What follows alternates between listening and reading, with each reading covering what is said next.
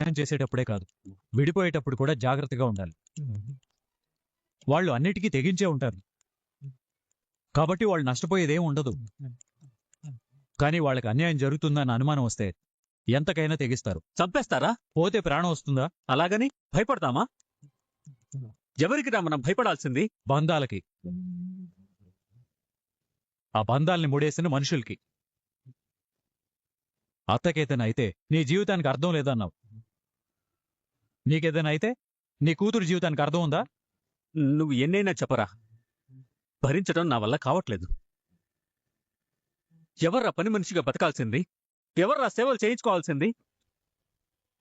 పుట్టిన బిడ్డల్ని మార్చేస్తారా? కడుపులో బిడ్డల్ని చంపేస్తారా? కాలు తగులుకొని పడబోయింది అంటే అర్థం కావట్లేదా ఏం జరిగిందో అని?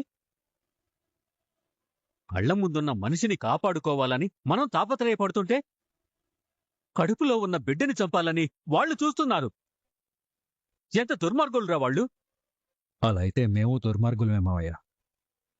ఇంతకు ముందు ఒకసారి ఇలాగే దీప పడబోయింది.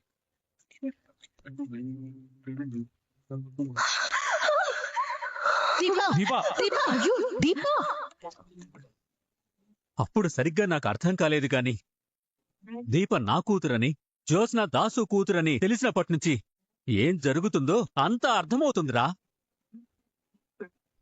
తట్టుకోలేకపోతున్నాన్రా. వాళ్ల మొహాలు చూస్తుంటే కోపం ఆగట్లేదు. అత్తకి ఆపరేషన్ జరిగేంత వరకు తప్పదు మావయ్య, భరించాల్సిందే. ఇప్పుడు నువ్వెంతో ఓపిక పడతావో ఫ్యూచర్ అంత బాగుంటుంది. జ్యోత్స్నని మా పిన్నిని ఎప్పటికీ క్షమించనురా.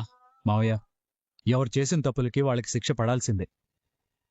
కానీ ఆ టైం వచ్చేంత వరకు మనం కొంచెం వెయిట్ చేయాలి. అర్థమైందా? ఎవర్రా? డాక్టర్ గారు. చెప్పండి డాక్టర్. మీరొకసారి దీపాన్ని తీసుకుని హాస్పిటల్కి రండి. అలాగే డాక్టర్, ఇప్పుడే బయలుదేరతాను. ఏమన్నారు? దీపం తీసుకుని రమ్మన్నారు. వెళ్ళి పిలుచుకురా, ముగ్గురం వెళ్దాం. మావయ్య, నువ్వు ఇంటి దగ్గరే ఉండు, నేను దీపం తీసుకుని వెళ్తాను.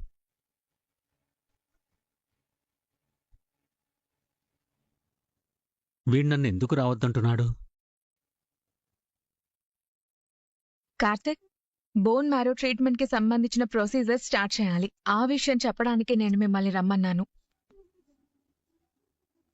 ఒకసారి ప్రొసీజర్ స్టార్ట్ చేసిన తర్వాత మీరు నిర్ణయం మార్చుకునే అవకాశం ఉండదు. మీరిద్దరూ నాతో ఏం చెప్పారో గుర్తుంది కదా? మా అమ్మని కాపాడు. నేను ఒప్పుకుంటున్నాను, వెంటనే ఆపరేషన్కి ఏర్పాట్లు చేయండి. సుమిత్ర గారి ప్రాణం కాపాడడానికి దీప బోన్ మ్యారో ఇవ్వాలి. దీనివల్ల మీ కడుపులో ఉన్న బిడ్డకి ఎఫెక్ట్ అయ్యే ఛాన్స్ ఉంది. వేరే వాళ్ళకి ప్రాబ్లం వేరేలా ఉండొచ్చు, కానీ దీప హెల్త్ కండిషన్ ప్రకారం ఇది హైలీ రిస్క్. ఇది మీకు పూర్తిగా తెలిసిన విషయం. అవును డాక్టర్. మీరు రెడీగానే ఉన్నారా? Yes doctor. మరోసారి ఆలోచించి చెప్పండి.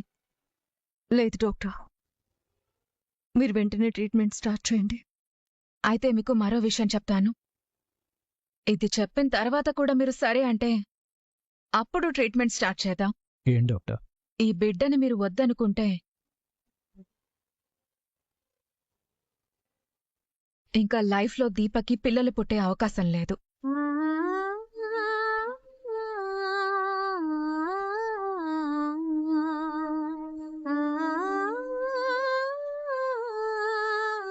మాకు పిల్లలు లేకపోయినా పర్లేదు అనుకుంటే అప్పుడు చెప్పండి. మీకు 5 minutes టైం ఇస్తున్నాను, ఆలోచించుకోండి. నేను ఇప్పుడే వస్తాను.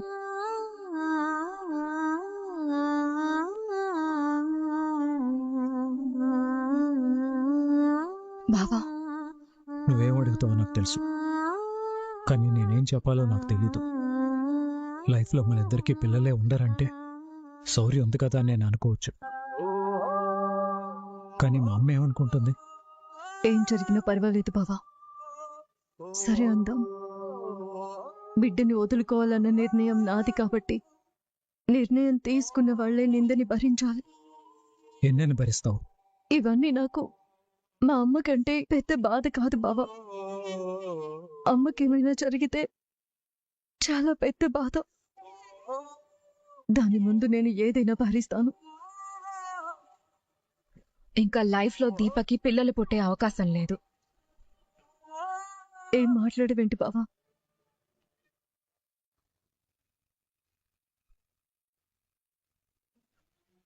ఏ నిర్ణయం తీసుకున్నారు? చెప్పు బావా, అడుగుతున్నారు కదా. చెప్పండి కార్తీక్. ఇది పూర్తిగా మీ పర్సనల్ మ్యాటర్. మీ నిర్ణయాన్ని బట్టే నా నిర్ణయం ఉంటుంది. ఆలోచిస్తావేంటి బావా? ఒకసారి మా అమ్మ పరిస్థితి కూడా అర్థం చేసుకో. అత్త అని పిలుస్తున్నావు. నువ్వెవరు బాబు? మనుషుల్ని గుర్తుపట్టలేకపోతోంది. మా అమ్మకి నువ్విచ్చిన మాట గుర్తు చేసుకో. అవునత్త, నీ కూతురే నేను కాపాడుతుంది. చెప్పు బావా. చెప్పండి కార్తీక్. మీ డెసిషన్ ఏదైనా పర్లేదు. మీరు చెప్పే ముందు ఆలోచించుకోండి. వన్స్ మీరు కమిట్ అయి ముందుకు వెళ్తే ఆ డెసిషన్ మీదే స్టిక్ అయి ఉండాలి. మనసు మారిందని మాట మారిస్తే తల్లికి బిడ్డకి ఇద్దరికీ ప్రాబ్లం అవుతుంది. లేదు డాక్టర్, నా భార్య చెప్పిందే నేను చెప్తున్నాను.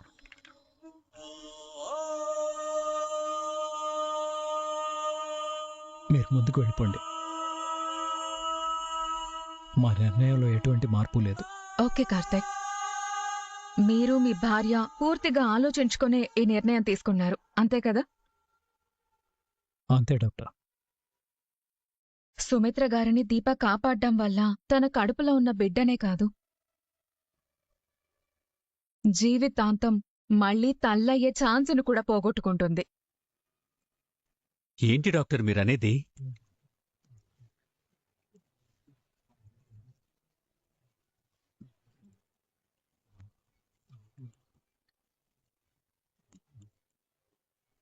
నా కూతురు నా భార్య ప్రాణాలు కాపాడ్డం వల్ల తన కడుపులో బిడ్డని పోగొట్టుకుంటుందా?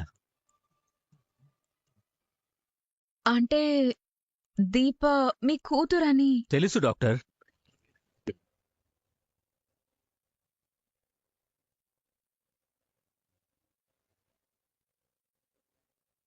ముందు నేనడిగిన దానికి సమాధానం చెప్పండి.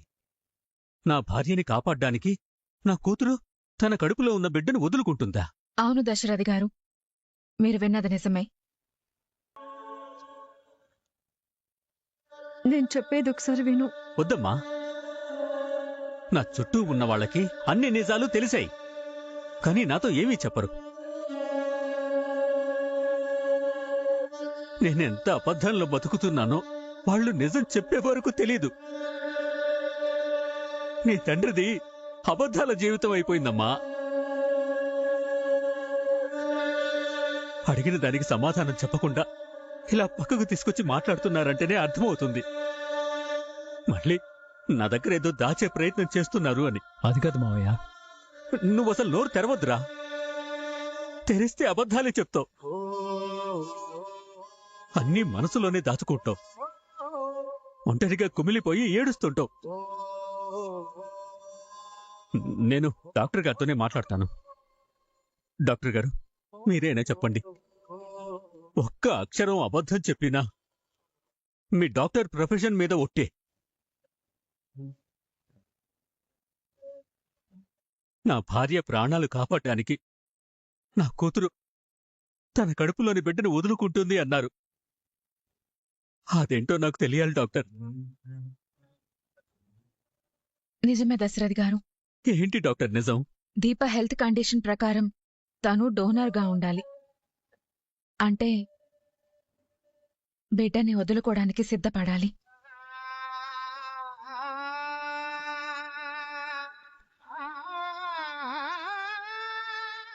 లేదంటే డోనర్గా ఉండకూడదు. నా భార్యని బతికించడానికి వేరే ఏదైనా దారుందా? సుమిత్ర గారికి వాళ్ళు బ్లడ్ రిలేటివ్ అయి ఉండాలి.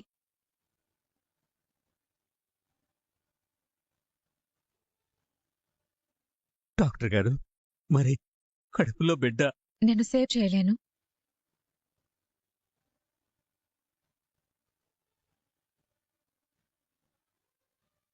వేరే చోట ఏమైనా ట్రై చేయొచ్చా?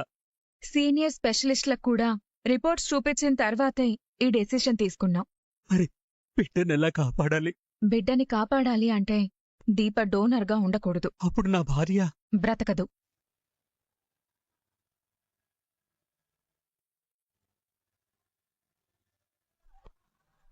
నేను చాలా రోజుల నుంచి స్ట్రగుల్ అవుతున్నాను సార్. నాకు తెలియకుండానే నేను పర్సనల్గా దీప ఎమోషన్కి కనెక్ట్ అయిపోయాను. కానీ one fine day Deepa Karthik ఏం చెప్తే అదే చేయాలి అనుకున్నాను. వాళ్లే నిర్ణయం తీసుకున్నారు. దీనికి నేను ఒప్పుకోను. నాన్న నాన్నగానే చెప్తున్నాను. నీ బిడ్డని వదులుకోవడానికి నేను ఒప్పుకోను. డాక్టర్,